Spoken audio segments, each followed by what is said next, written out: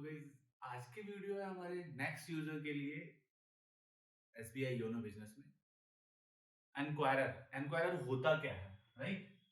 यहाँ पे हमने एनक्वायरर सेम वही चीज कि हमें एनक्वायरर के बारे में दो चीजें, जो भी यूजर होते हैं उनके दो चीजें पता करनी होती है, राइट? पहला होता है वर्क, काम क्या करता है वो, और दूसरा क्रिएशन, क्रिएट कैसे होता है, यूजर कैसे क्रिएट होता है, राइट? तो आई गेस ये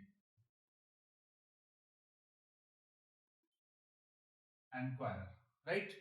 तो सबसे पहला है उसका काम क्या होता है, राइट? तो सब काम से पहले हम क्रिएशन पे हमेशा देखते हैं, तो हम क्रिएशन देखते हैं कैसे करते हैं। Can create bye admin, right? जब सब कुछ हो जाता है, ऑथराइजर मेकर, मतलब फर्स्ट स्टेप नहीं है ये। जब भी आप नेट बैंकिंग करते हो तो नेट बैंकिंग में सबसे पहले एडमिन और ऑथराइजर बना देते हैं, उसके बाद फिर ये सारे स्टेप आगे फॉलो करते हैं, राइट? तो कैन क्रिएट बाय एडमिन। अब उसके बाद क्या होता है, user ID share by bankers to the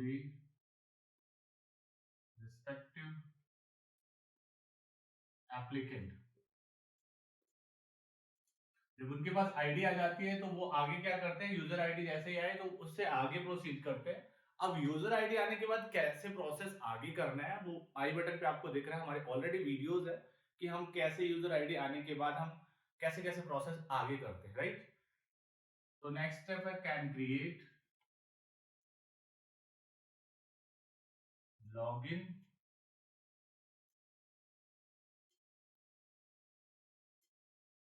transaction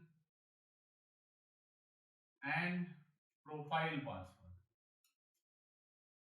bye received user ID, right? जैसे ही यूजर आईडी आ जाएगी तो आप अपना login ID password, transaction password and profile password. अब मोस्ट प्रॉब्ली मैं हमेशा बताता हूँ कि लॉग तीन तीन password, login, transaction and profile. But इनके केस में क्या होगा, ट्रांजैक्शन पासवर्ड नहीं होगा क्योंकि इनका राइट्स ही है सिर्फ इंक्वायरी, राइट? तो इंक्वायरी में आपको ट्रांजैक्शन के राइट्स मिलते ही नहीं है, तो इसलिए ट्रांजैक्शन पासवर्ड की जरूरत ही नहीं है, प्रोफाइल पासवर्ड की जरूरत है, राइट? तो ये हो गया हमारा क्रिएशन। क्रिएशन करने के बाद आप जिस भी यूजर्स को इसको देना चाहते हैं कि वो बैंकर्स को वो क्या मतलब इंक्वायरी क्या क्या कर सकते हैं, बैंक स्टेटमेंट निकाल सकते हैं, जो पेमेंट है ये वो भी देख सकते हैं। तो ये सारी चीजें हैं जिसकी वजह से हमें क्रिएट करना पड़ता है इंक्वायरर को। अब इसका काम क्या होता है, can view download bank statement, right? Can check whether the payment received by the client।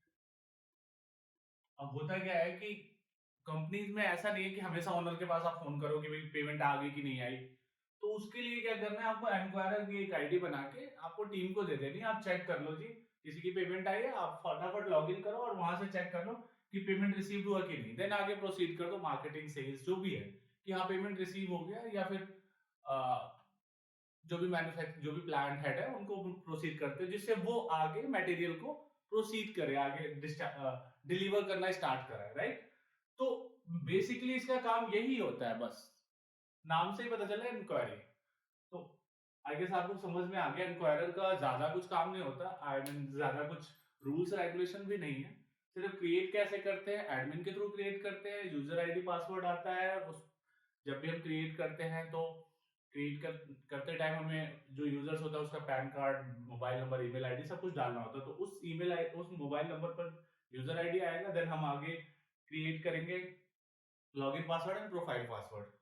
Next हमारा काम है काम का, एक बार मैं रिव्यू कर रहा हूँ, रिपीट कर रहा हूँ, सॉरी।